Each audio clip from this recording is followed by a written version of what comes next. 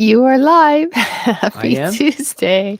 I'm still alive. It always spins a while before it says you're live, and so sometimes I'm watching it, and I was opening up my other screen, and Just it like popped up. life. And it Just went like boop. life. It spins a while. Anyway, happy Tuesday. It's Danny and Gary here tonight to bring you some love.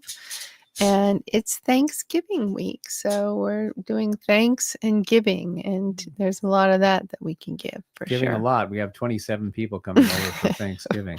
It's a lot of giving. My daughter's, one of my daughter's, friends that is also a DJ, EDM artist. He's really big, and his name is Little Texas, but his name is Sam, and he's done a lot in her sobriety and been a big, wonderful part of our lives. And he texted me in July letting me know what he was bringing for Thanksgiving. And so I said to Gary, well, I guess we're having Thanksgiving. Gary got a new toy. No, it's an old toy, but it fell off the wall. So then Savannah, decided, so Sam is coming. So we decided to have Thanksgiving. And then Savannah invites all the orphans and strays of the world. And so we have like 27 people, and I don't even know what we're having food-wise, kind of a potluck. And Danny was in a panic on Sunday. I was a slight panic on Sunday, but then I realized, I love the fact that my daughter wants to be home and bring her friends and into because they know love lives here. And so if I can be that legacy to pass on, it rents a room. I want to do that. So anyway, we ordered a ham because we didn't think we were going to have enough turkey.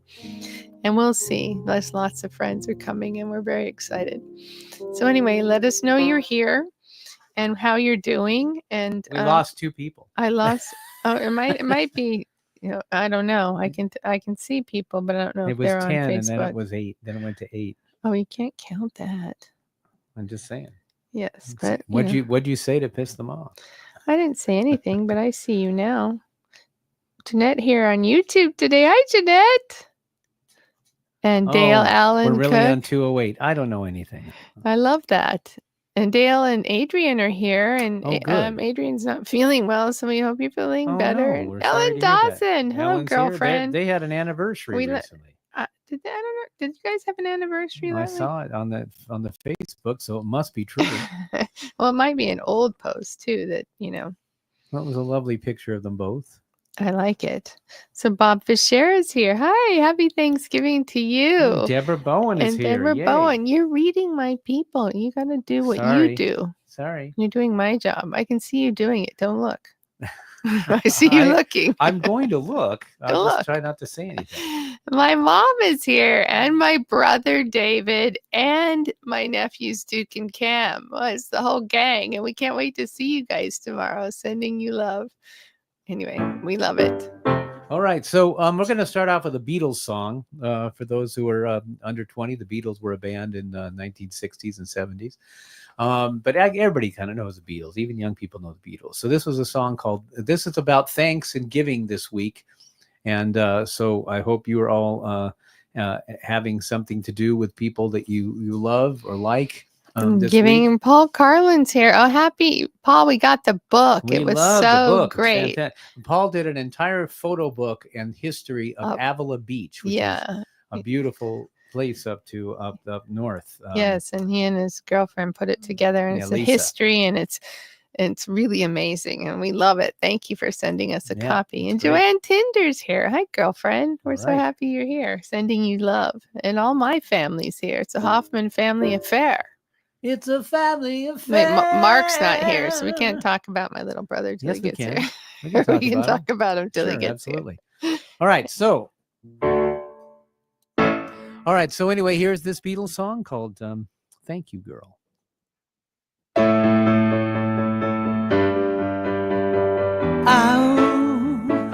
Oh, you've been good to me. You made me glad when I was blue.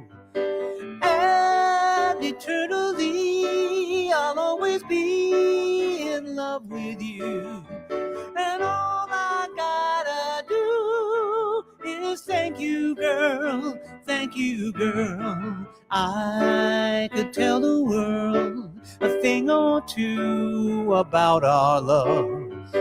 I know, little girl,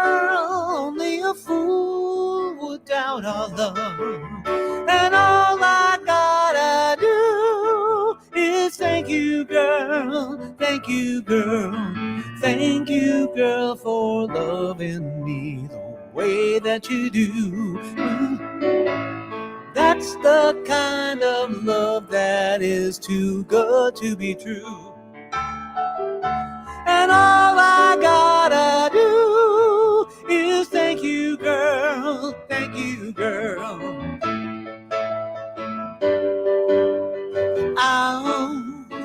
Oh, you've been good to me. You made me glad when I was blue. And eternally I'll always be in love with you. And all I gotta do is thank you, girl. Thank you, girl.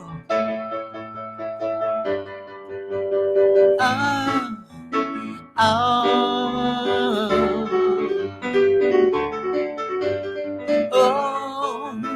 oh,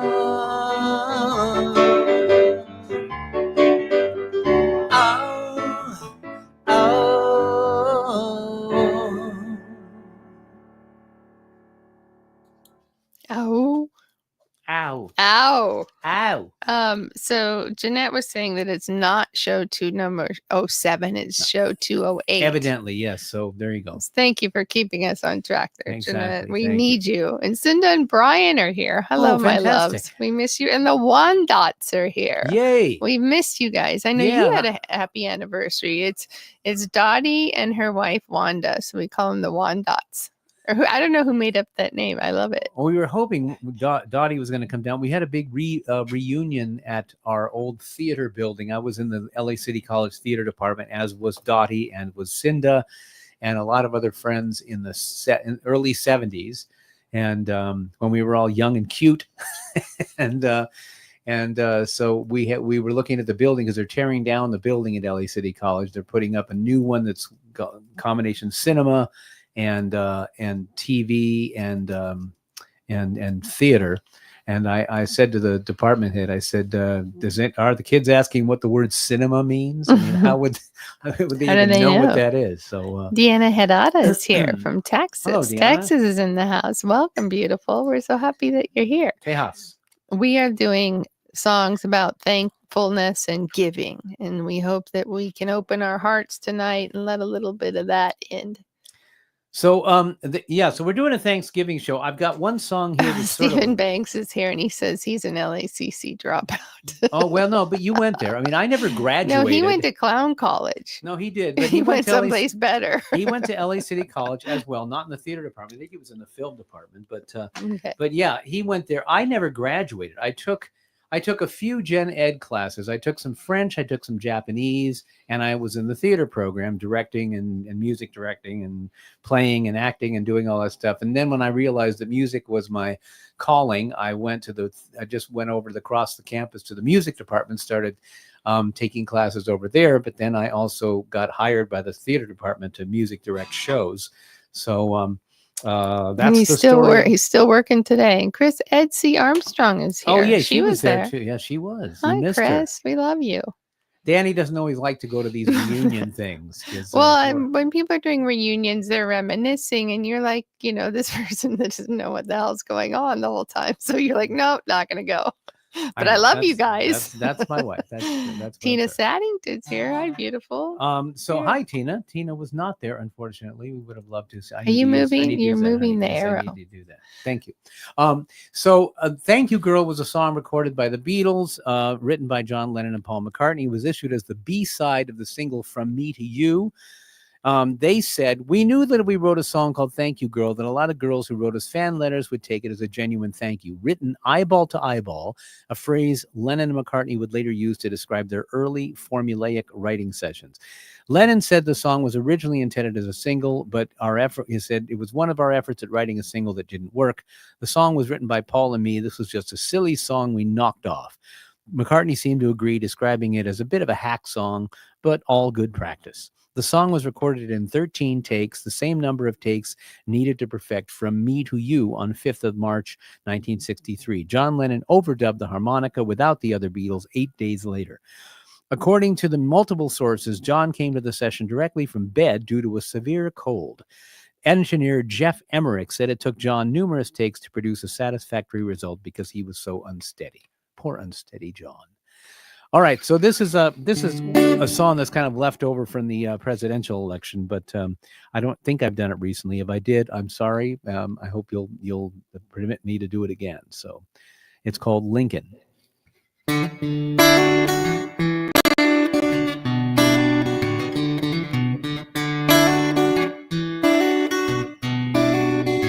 Where have all our statesmen gone? Seems they're kind of all moved on long ago and so far away. Where once we had great debaters, now we got loudmouth haters, 24 noisy hours every day. Of all the greats from way back when, there's one I wish could be here again.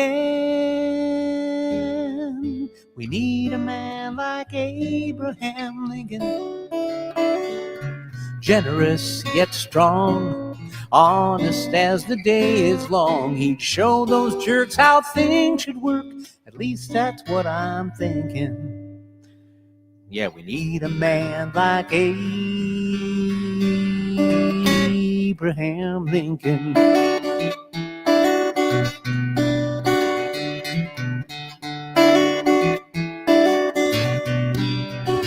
Abe would never ever preach, nor would he flub up a speech, getting all his words in a mess. No PR firm would need to handle some humiliating scandal like telltale stains on a dress. He would never claim that God had chosen him and Mary Todd. We need a man like Abraham Lincoln. We'd all jump for joy if we had that man from Illinois to navigate our ship of state and keep us from sinking. Yes, we need a man like Abraham Lincoln.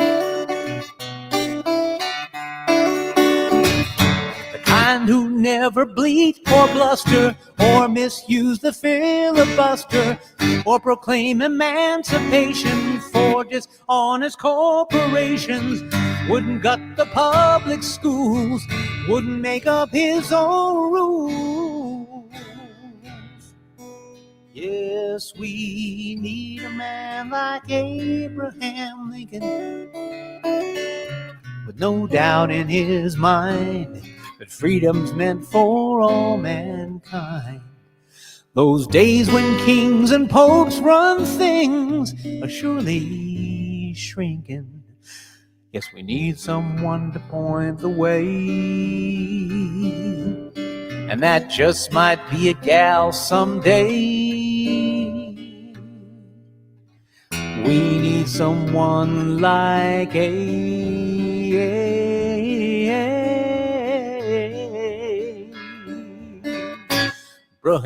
Lincoln. Abraham Lincoln. Abraham Lincoln. Abraham Lincoln.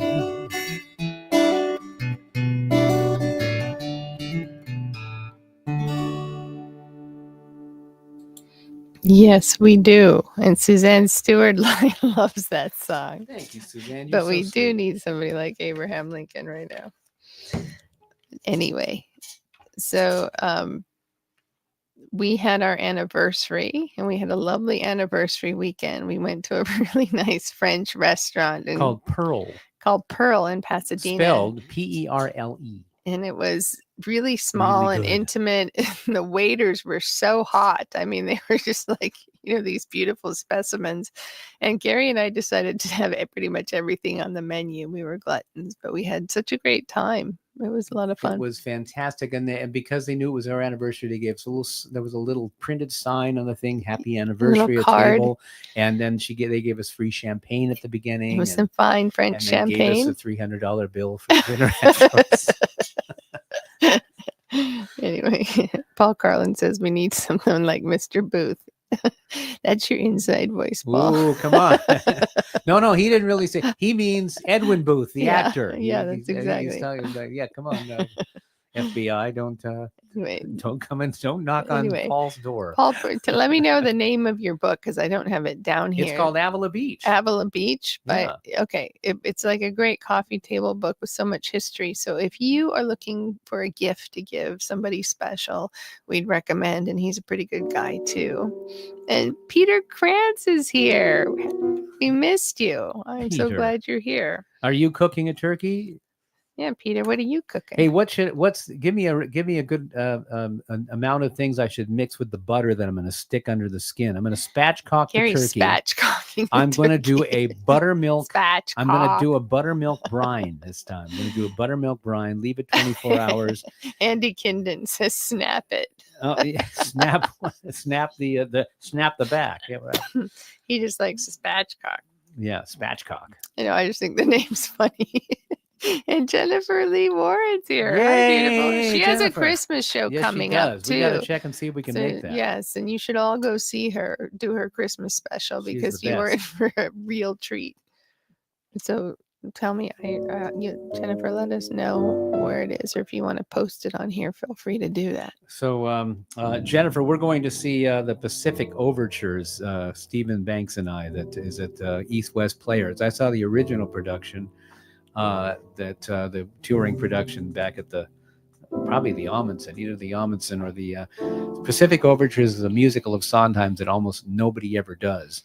It was based on how the opening up of Japan, when the white people came to Japan, and there was no venereal disease in Japan until the Europeans came there. It didn't exist.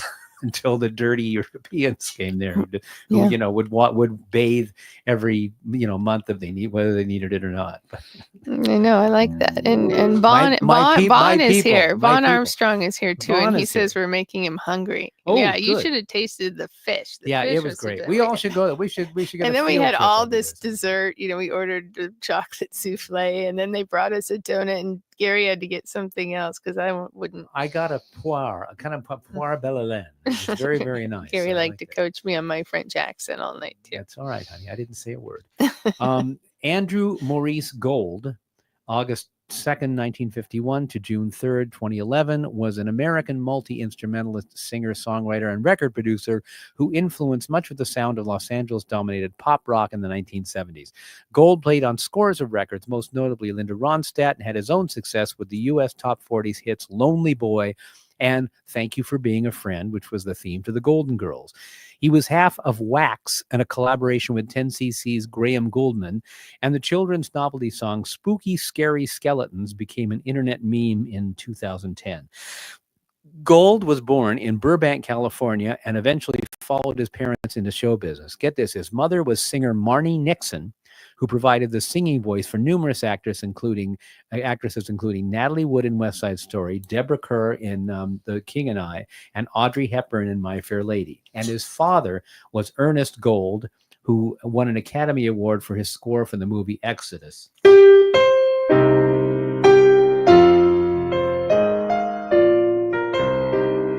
That's Exodus. He was a member of the Los Angeles band Brindle alongside Kenny Edwards, the late Kenny Edwards, Wendy Waldman, who's a friend, and I love her. She's brilliant, and Carla Bonoff. And he was also a very good friend with my two other friends, Deborah Pearl and Greg Prestopino. Speaking of Deborah Pearl, she has been doing a choir every year during the holidays. It goes to Children's Hospital, Motion Picture Home, Ronald McDonald House, all kinds of places like that during the holidays. I've been a part of it for about 40 years now. And the girls used to go with us. If anybody wants information about that, please write me. We'll let you know about it. There's a rehearsal coming up, I think, in a week. And Jennifer's show is on December 3rd at La Puglia in Santa Monica. So go see Jennifer Lee Warren's show that night and get in the Christmas mood. She is the best. All right. In 1990, Gold and 4 of his family members competed on the game show Family Feud. He was diagnosed with kidney cancer and responded well to treatment. But on June 3rd, 2011, he died in his sleep from what is suspected to have been heart failure at age 59 in Los Angeles. Ooh, that's poopy. Very, very bad. So Michael Mortilla is here. Mortilla. Mortilla. She's Italiano. It's okay. I'm sorry. I know. She's been studying too much. She's been studying too much Spanish. I've been studying my Spanish lately. I'm getting pretty good. So here we go. Andrew Gold tune. Thank you for being a friend.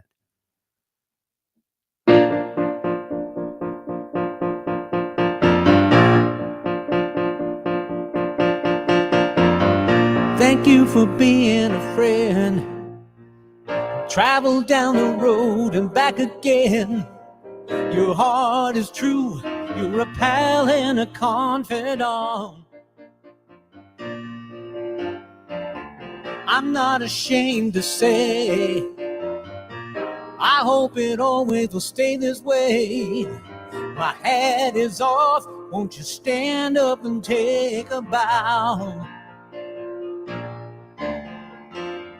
And if you threw a party, invited everyone you knew, well, you would see the biggest gift would be from me, and the card attached would say, thank you for being a friend.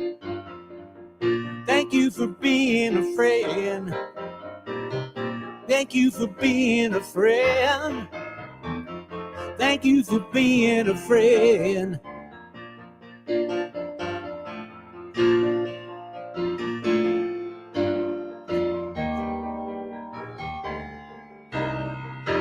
If it's a car you lack, I'd surely buy you a Cadillac.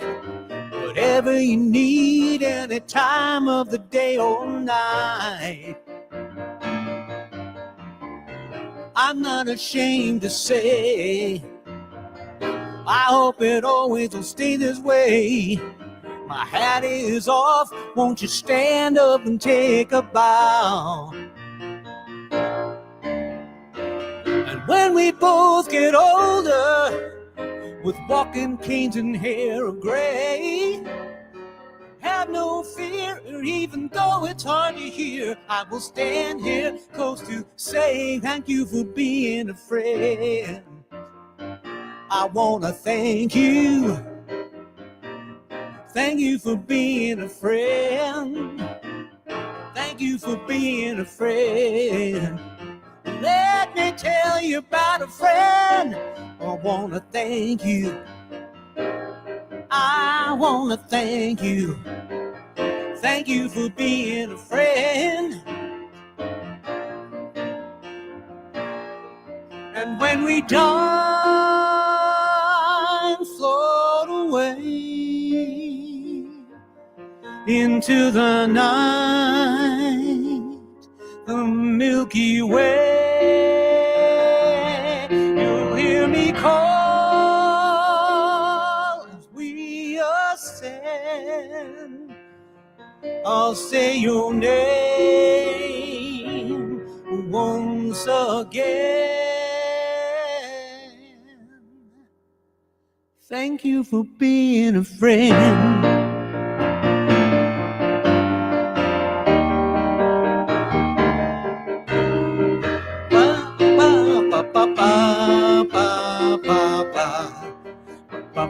Thank you for being a friend. I wanna thank you. I wanna thank you. Thank you for being a friend, yeah. People, let me tell you about a friend. Thank you. People think that I wanna thank you. Thank you, I wanna thank you. Thank you for being a friend. Whoa, let me tell you about a friend. Thank you right now for being a friend. Wanna tell you right now and tell you again. I wanna thank you, thank you. Thank you for being a friend.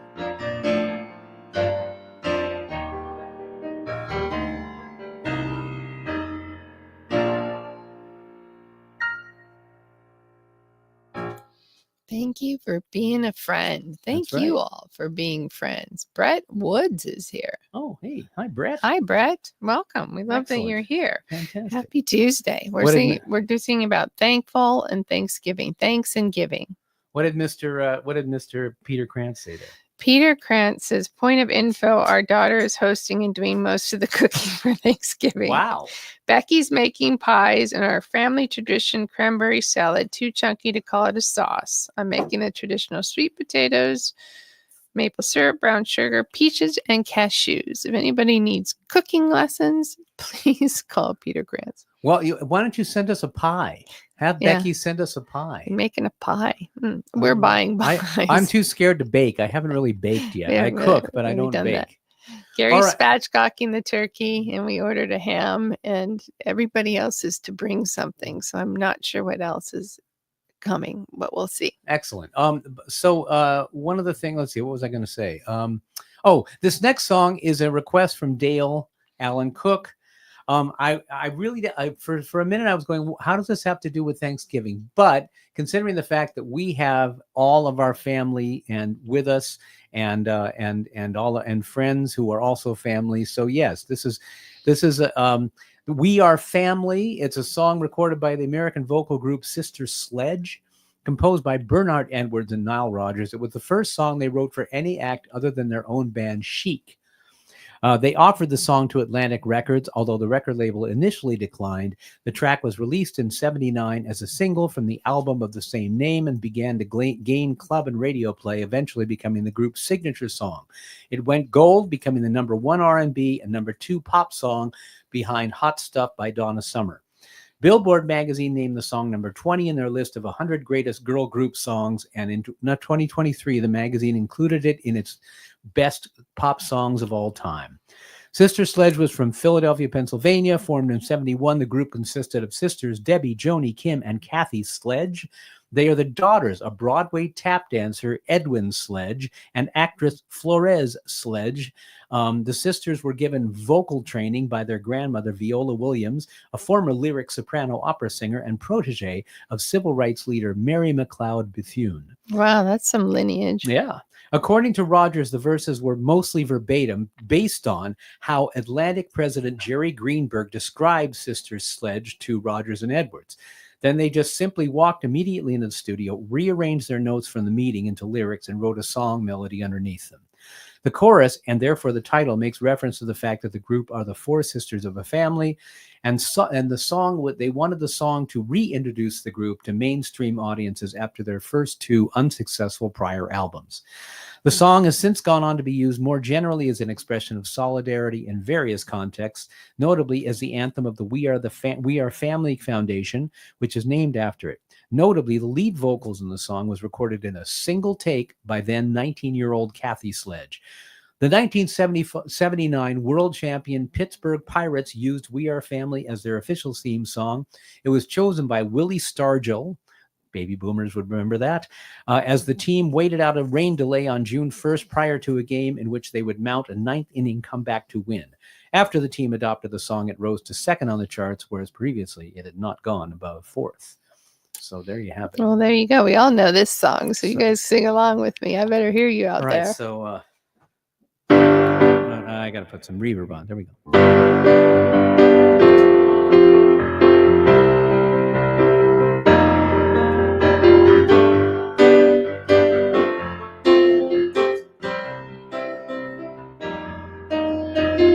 We are family.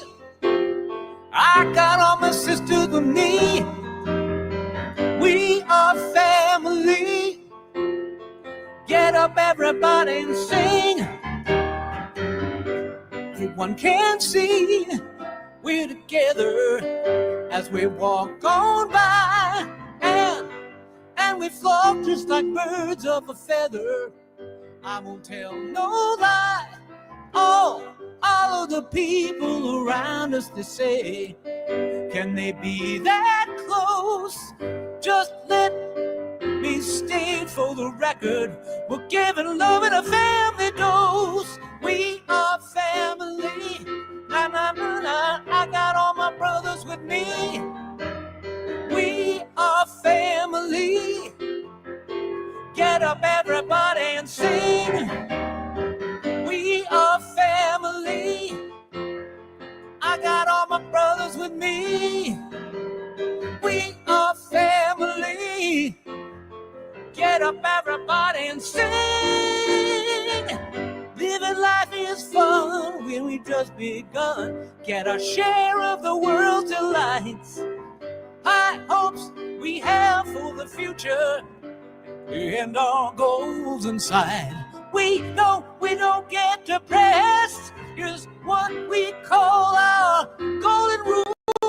Have faith in you and the things you do. You won't go wrong. This is our family jewel. We are family. I got all my sisters and me. Oh, we are family. Get up, everybody, and sing. We are family. Oh, I got all my brothers and me. Oh, we are family. Get up, everybody, and sing. Yeah, sing, yeah.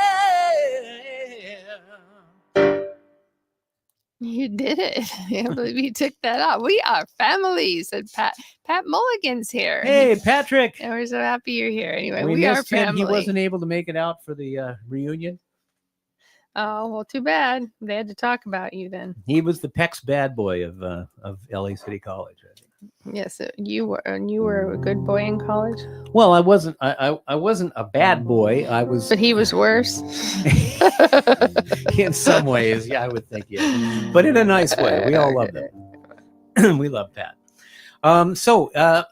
Next, are we ready to move on, or did you have something you wanted to say about?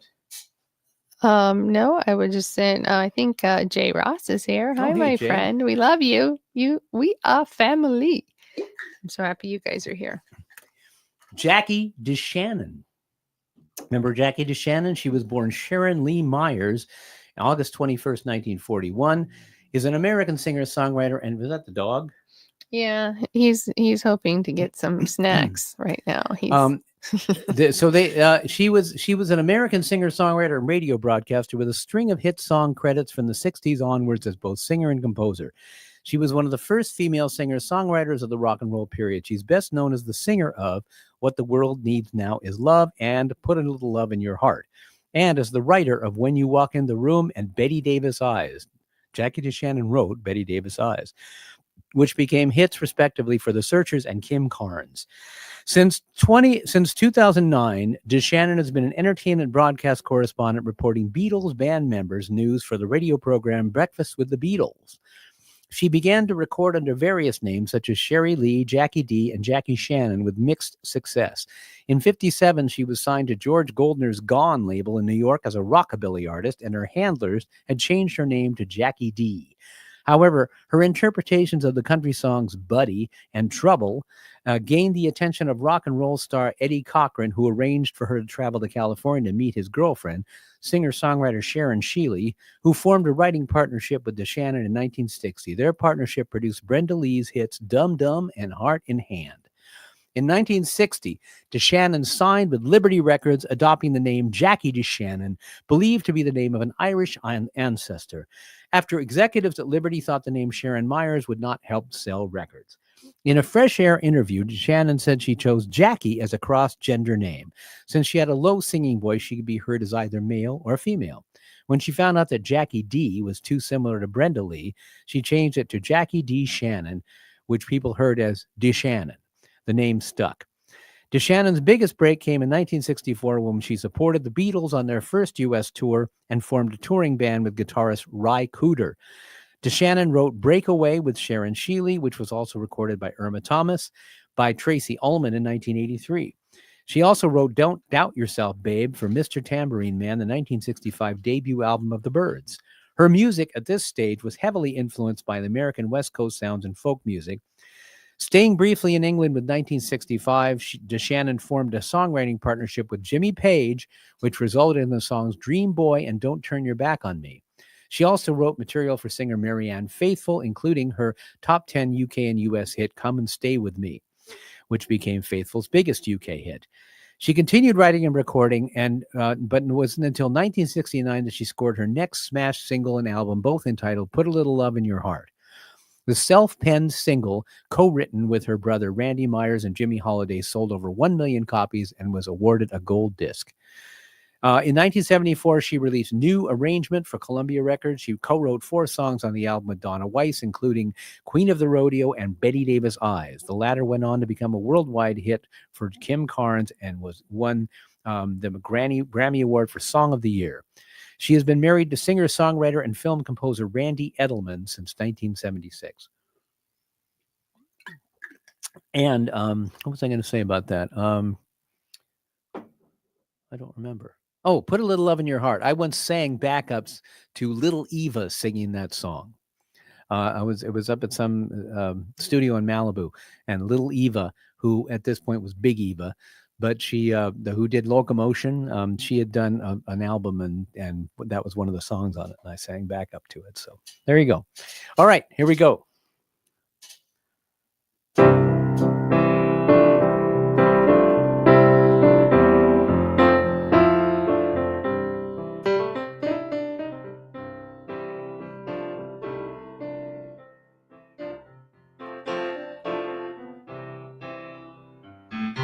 Think of your fellow man, lend him a helping hand, put a little love in your heart. You see it's getting late, oh please don't hesitate, put a little love in your heart, and the world will be a better place, and the world will be a better place for you and me. You just wait and see. Another day goes by and still the children cry. Put a little love in your heart. If we want the world to know, we won't let hatred grow. Put a little love in your heart, and the world will be a better place, and the world will be a better place for you and me. You just wait and see, wait and see. Take a good look around, and if you're looking down, put a little love in your heart. I hope when you decide, kindness will be your guide. Put a little love in your heart, and the world will be a better place, and the world will be a better place for you and me. Hey, just wait and see. Oh, put a little love in your heart. Oh, baby, now put a little love in your heart each and every day. Put a little love in your heart. Oh, baby, put a little love in your heart. We ought to come on, put a little love in your heart. Yeah, yeah. Put a little love in your heart.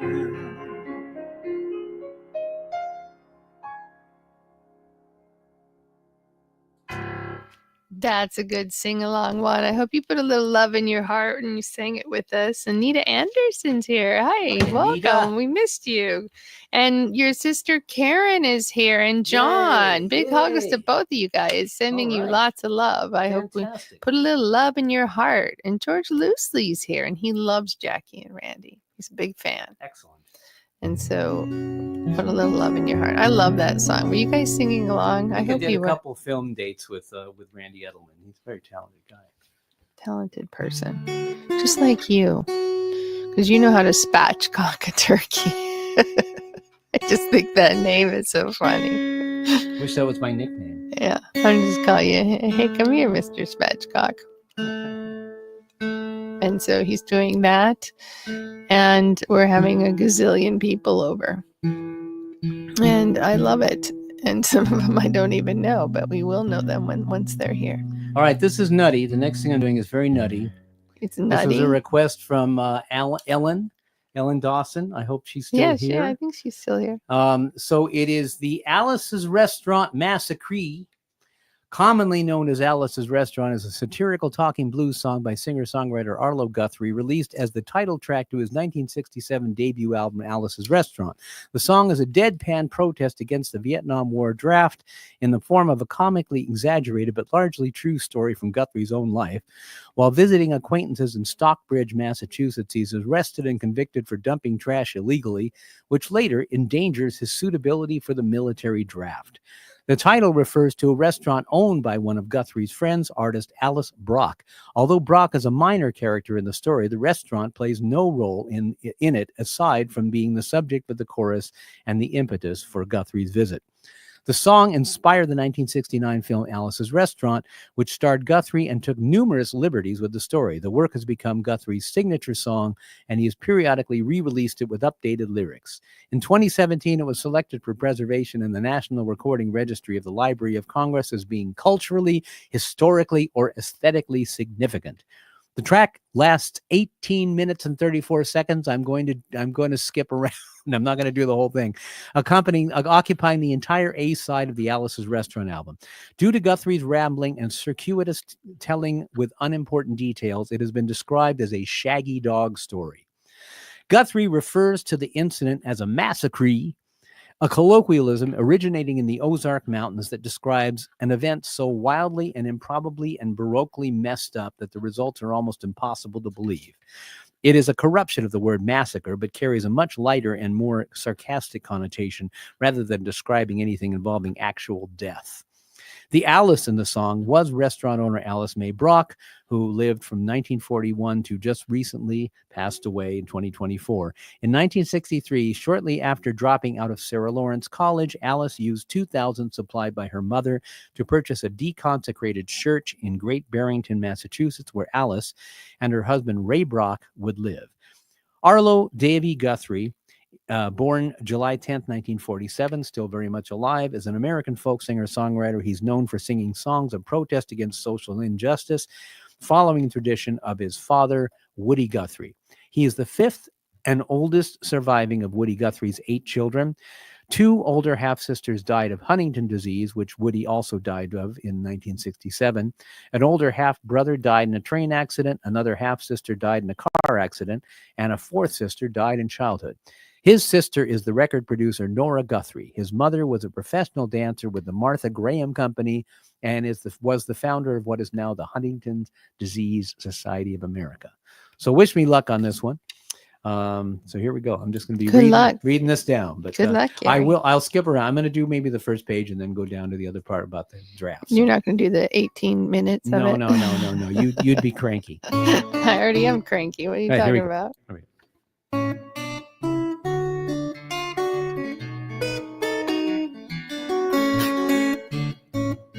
This song is called Alice's Restaurant, and it's about Alice and the restaurant. But Alice's Restaurant is not the name of the restaurant. That's just the name of the song, and that's why I called the song Alice's Restaurant.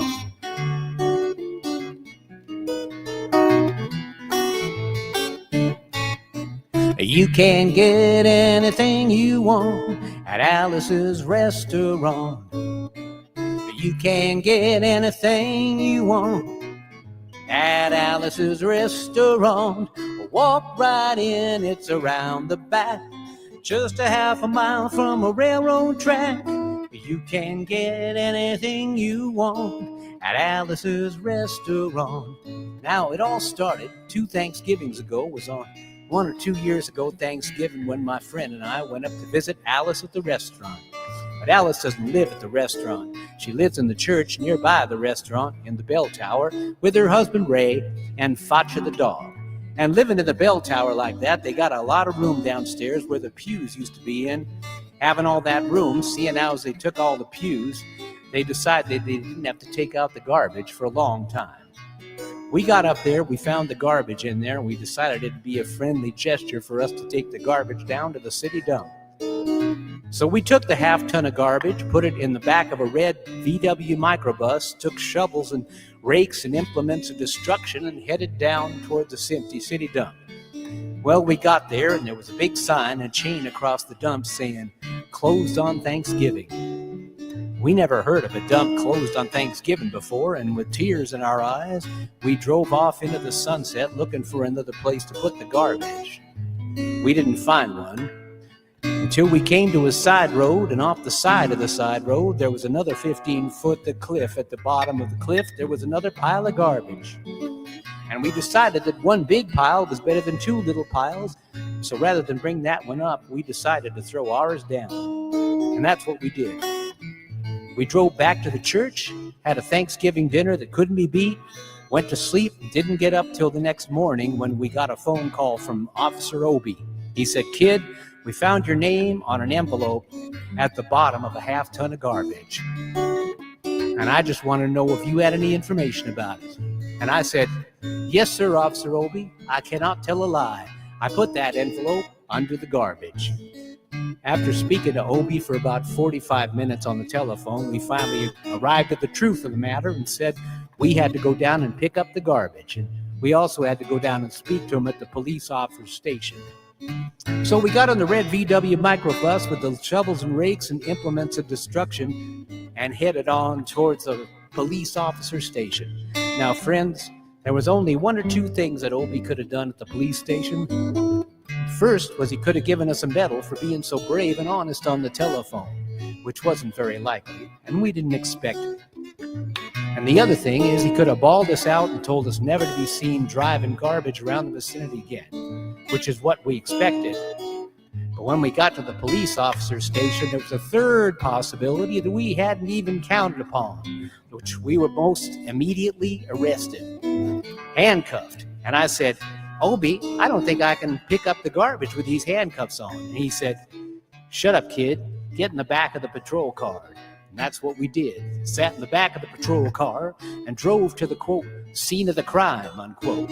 I want to tell you about the town of Stockbridge, Massachusetts, where this happened here. They got 3 stop signs, 2 police officers, and 1 police car. But when we got to the scene of the crime, there was 5 police officers and 3 police cars, being the biggest crime of the last 50 years. And everybody wanted to get in on the newspaper story about it. And they was using all kinds of cop equipment that they had hanging around the police officer's station. They was taking plastic tire tracks, footprints, dog-smelling prints, and they took 27 8x10 color glossy photographs with circles and arrows and a paragraph in the back of each one explaining what each one was being used as evidence against us. Took pictures of the approach, the getaway, the northwest corner, the southwest corner, and that's not to mention the aerial photography. After the ordeal, we went back to the jail. Obie said he was going to put us in the cell. Said, "Kid, I'm going to put you in the cell.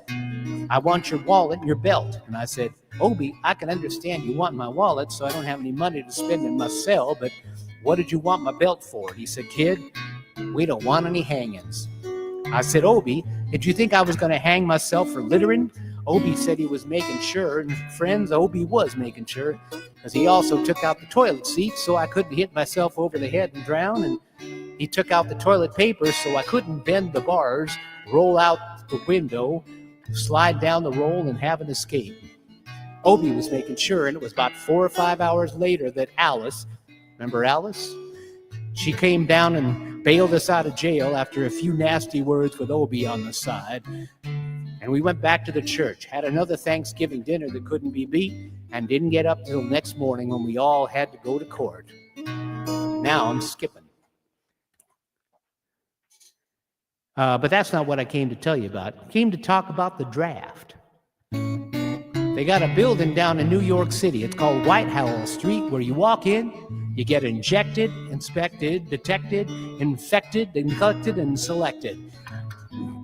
I went down to get my physical examination one day, and I walked in, sat down, got good and drunk the night before, so I looked my best when I went in that morning, because I wanted to look like the all-American kid from New York City.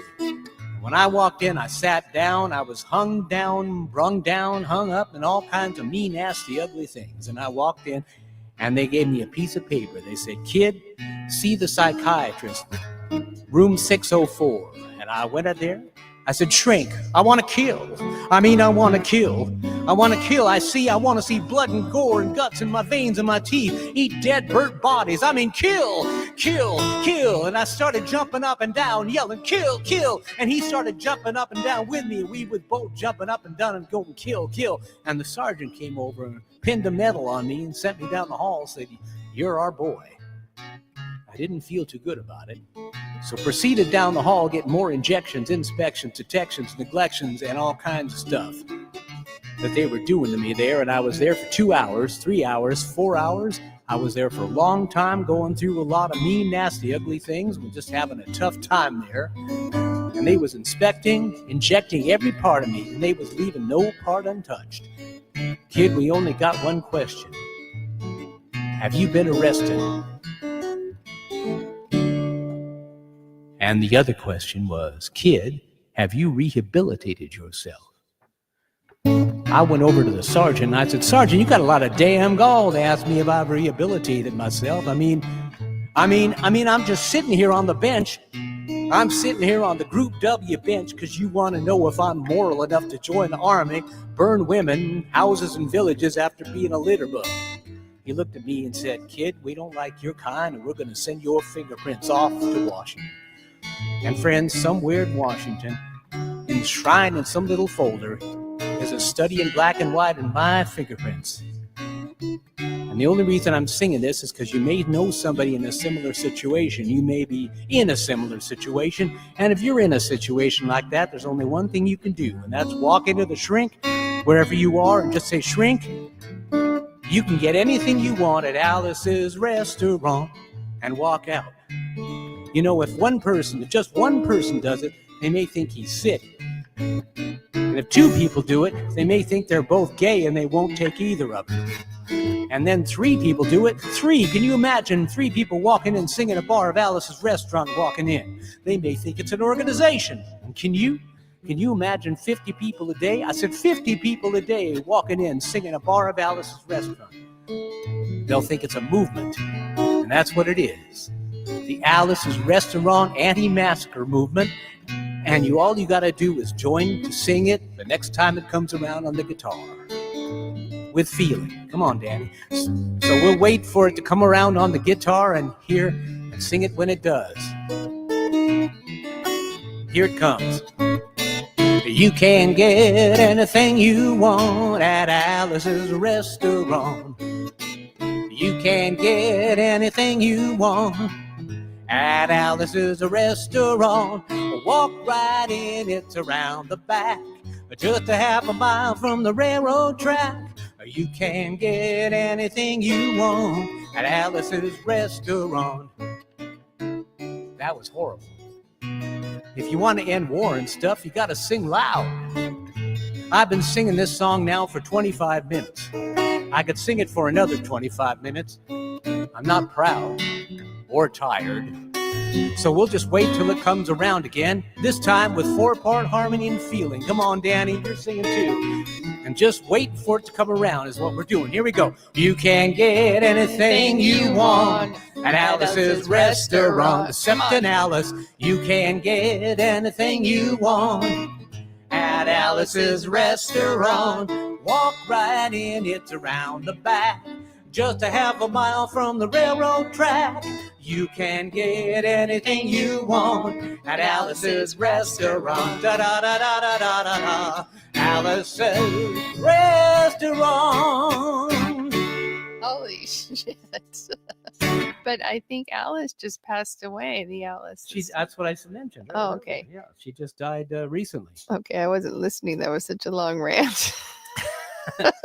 Did we lose anyone? No, did we lose anyone over Alice's Restaurant? No, I think most of them are really happy about it. I cut a whole bunch of it. So how long? So it actually, Dale Allen Cook says that they have the album with the full 18 minutes. Well, so I think it's 18 minutes. minutes. They do. I used to have it, but a lot of my albums are gone. A lot of things are gone that I had. My friend Billy Mooney saves everything, has every Pez dispenser, every memorabilia thing from his career and life. I lost all kinds of stuff in the various moves that I did. Bonnie Backman's here. Hi, Bonnie. We're so happy you're Good. here. Welcome. Happy Tuesday. And we're giving thanks and giving and sharing the love, and we're just thankful for all you guys that come to the show and join with us, and we hope that it opens your heart a little bit. Well, in the spirit of that, I'm going to do a song that I do every year. I used to do it when I was in a thing called Summit, which was kind of a awareness and consciousness thing. But this was a song that my dear friend Felice Mancini wrote as a gift to her parents, Henry and Ginny Mancini. Henry loved it so much that he set it to music. He was recording at RCA one day. The Carpenters were in the next studio. Turns out they needed something to fill a space on their next album. So they went ahead and recorded it. It is on a Carpenter's album. I'm not sure which one it is. And she runs the Mr. Hollis Mr. Holland's Opus Foundation. It was established in 1996 by Michael Kamen, the composer for the motion picture Mr. Holland's Opus. It is headquartered in Studio City, Los Angeles. According to the foundation's website, Mr. Holland's Opus Foundation donates musical instruments to music programs where students have access to a music curriculum but lack the resources and support base to adequately keep up with equipment loss due to attrition, depreciation, and wear over time. An infusion of instruments and repairs enables more students to participate and experience a quality music education. Their goal is to help children achieve their greatest potential and to close the gap that exists in underserved communities.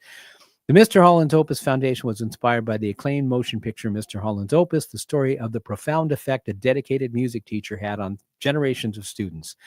Michael Kamen, who wrote the score, started the foundation. He didn't live long enough, Michael didn't, to see the full result of his dream, but his legacy will deepen every time a child has the opportunity to play music through their work. Felice began singing professionally at age 15 and studied music at the Lamont School of Music at the University of Denver. For 5 years, Felice was involved with the production of Disney's Young Musicians Symphony Orchestra and managed their summer music camp in Los Angeles. A current member of ASCAP, Felice co-manages the vast catalog of music created by her father, Henry. In 2002, she received the Partnership of Professional Awards for her leadership in music education advocacy by the National Association of Music Education, and in 2006, received the Music for Life Award from NAM, the National Association of Music Merchants. So this is Sometimes.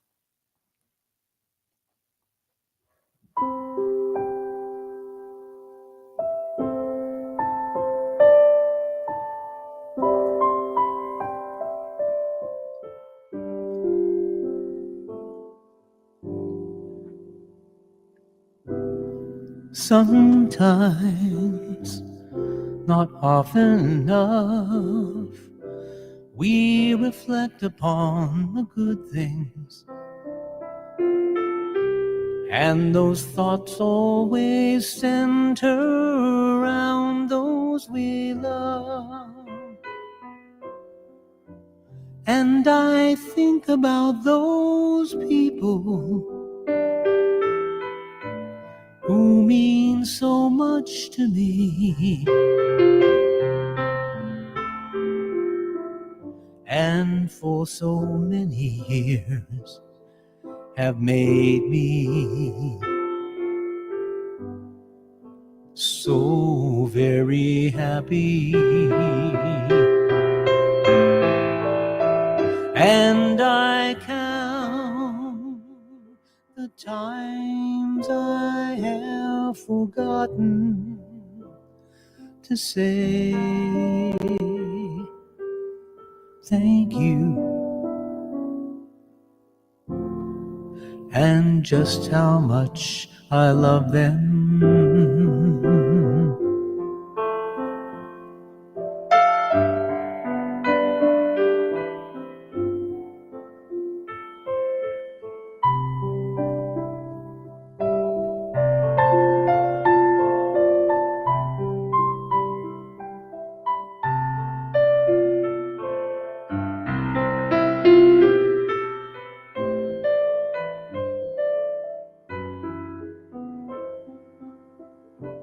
And I think of all those people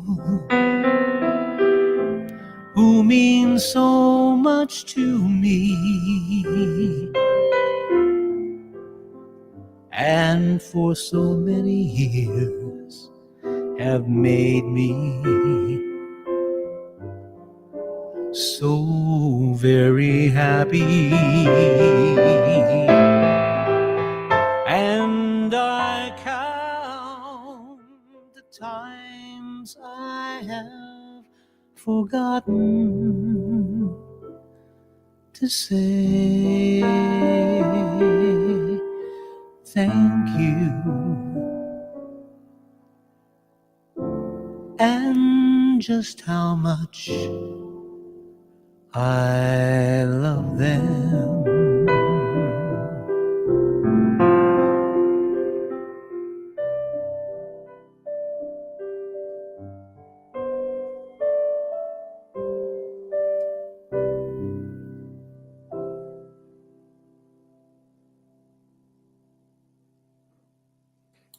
I love that song. That's beautiful. It's gorgeous. It's a gorgeous song. Thank you. Thank you. So if you haven't told your loved ones thank you, please do. Tell them you love them. All right. This is a song I've not done before, but I love the song. Is it a thankful or a giving song? Be thankful for what you got is also noted in some publications as be thankful for what you've got, is a soul song written and first performed by William Devon. The record sold nearly 2 million copies in its release in spring of 1974, reaching number 1 on the U.S. R&B chart and number 4 on the Billboard Hot 100. It was listed as number 374 on Rolling Stone's top 500 greatest songs of all time. Devon wrote A Cadillac Don't Come Easy, eventually rewritten to become Be Thankful for What You Got in 1972, and spent $900 toward it under a development agreement under which an artist would record a few initial demos or tracks where, if successfully approved, the company then reserved the right to extend the arrangement to Omega Sound, a Philadelphia production house, and release the song. The session featured members of the MFSB group. You remember, that was MFSB, mother, fathers, sisters, and brothers. It didn't stand for something else. Guitarist Norman Harris, drummer Earl Young, bassist Rusty Jackman, vibist Vince Montana, and conga player Larry Washington, secured by Alan Felder, who also developed the separate ad-lib backup chorus with his sister's vocal choir. John Davis provided the electric keyboard. With a sound influenced and by Curtis Mayfield and often erroneously attributed to him, its simple and encouraging lyrics hit home to the extent that it became featured on gospel radio stations. William Edward Devon Jr., born November 28, 1947, it was a salaried government employee as a drafting technician and a part-time singer. He released an album mainly of songs with a religious character, and its second single, Blood is Thicker Than Water, reached number 10 R&B and 43 pop later in 1974. Live, Devon preached to and admonished his audience from the stage. He lost interest in the music industry not long afterwards, working in a record store and again as a draftsman. So here we go. Be thankful for what you got.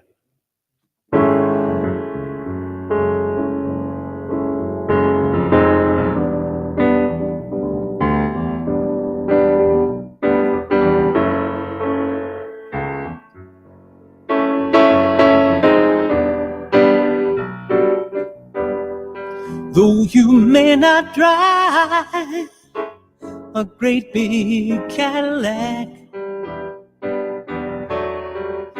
gangster white walls, TV antennas in the back, you may not have a car and all, but remember, brothers and sisters, you can still stand tall. Just be thankful for what you got. Though you may not drive a great big Cadillac, diamond in the back, sunroof top, digging the scene with a gangster lean, gangster white walls, TV antennas in the back. You may not have a car and all, but remember, brothers and sisters, you can still stand tall. Just always be thankful for what you got. Though you may not drive great big Cadillac, gangster white walls, TV antennas in the back. You may not have a car and all, but remember, brothers and sisters, you can still stand tall. Driving in the back, sunroof top, digging the scene with a gangster lean. Ooh. Diamond in the back, sunroof top, digging the scene with a gangster lean. Ooh. Oh. Diamond in the back, sunroof top, digging the scene with a gangster lean. Ooh. Everybody. Diamond in the back, sunroof top, digging the scene with a gangster lean. Ooh.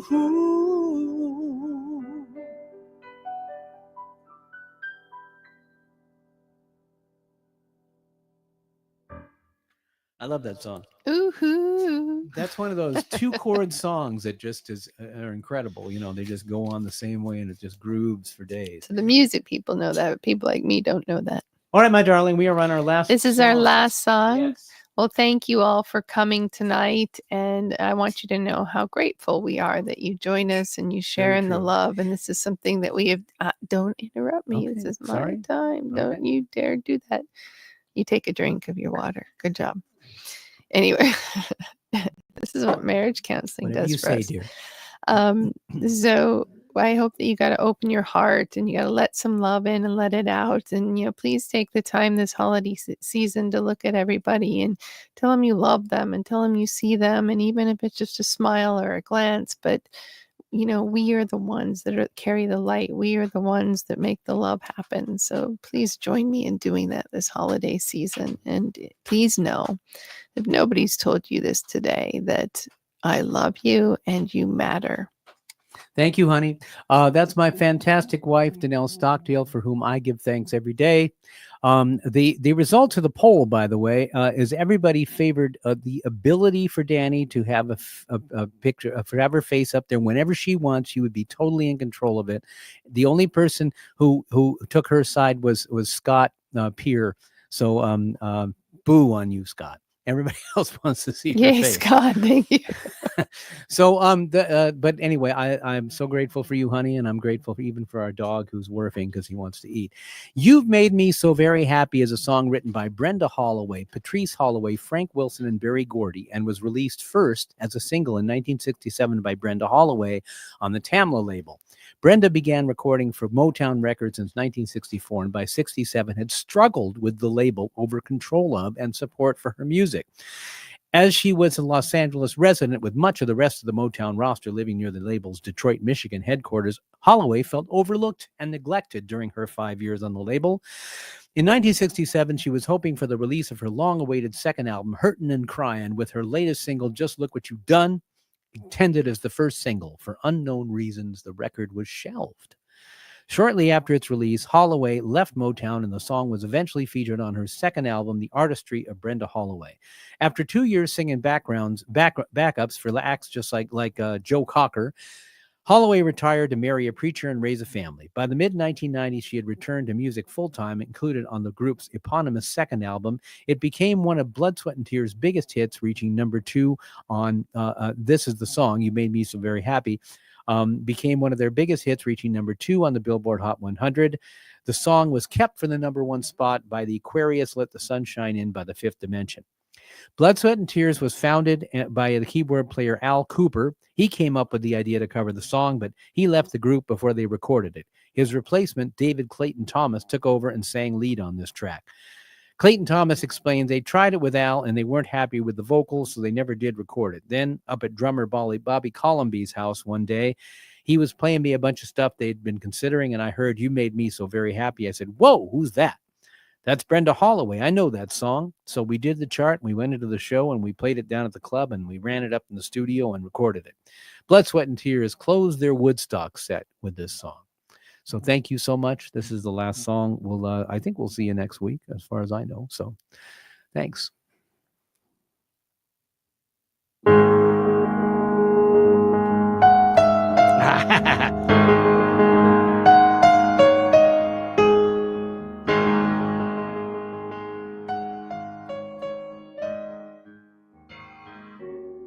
I lost at love before. Wait, my reverb went off. Oh, I know why.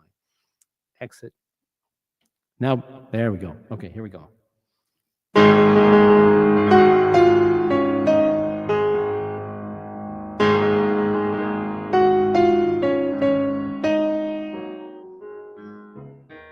I lost in love before.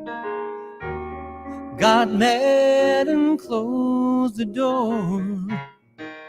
But you said try just once more. I chose you for the one. Now I'm having so much fun. You treated me so kind. I'm about to lose my mind. You made me so very happy. I'm so glad you came into my life.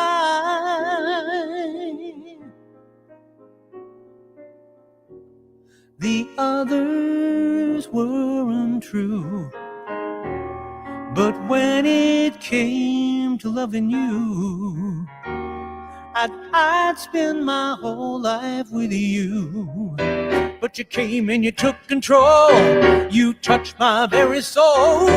You always showed me that loving you is where it's at. You made me so very happy. I'm so glad you came into my life.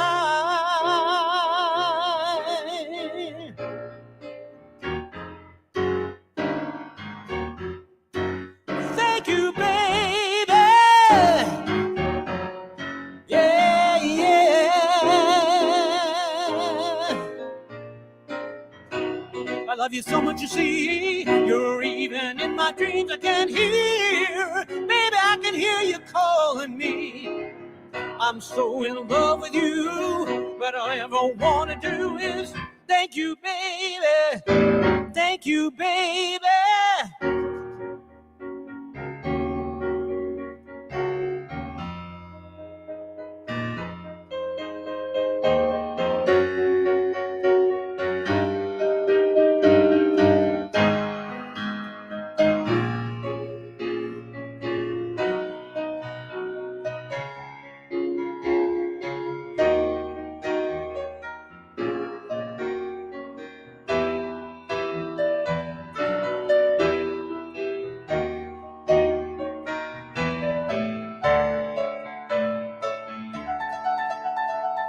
You made me so very happy. I'm so glad you came into my life. You made me so very happy. You made me so very happy, baby. I'm so glad you came into my life.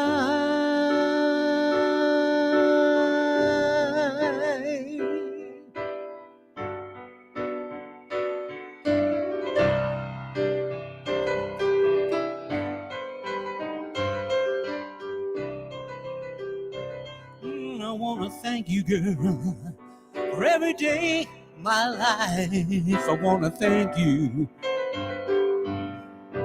You made me so very happy. Oh, I want to spend my life thanking you. Thank you, baby. Thank you, baby. Thank you, baby. Thank you, baby. Thank you, baby. Thank you, baby. Thank you, baby. Ooh, thank you, baby. Thank you. baby. Thank you, baby. Thank you, baby. Oh, thank you, baby.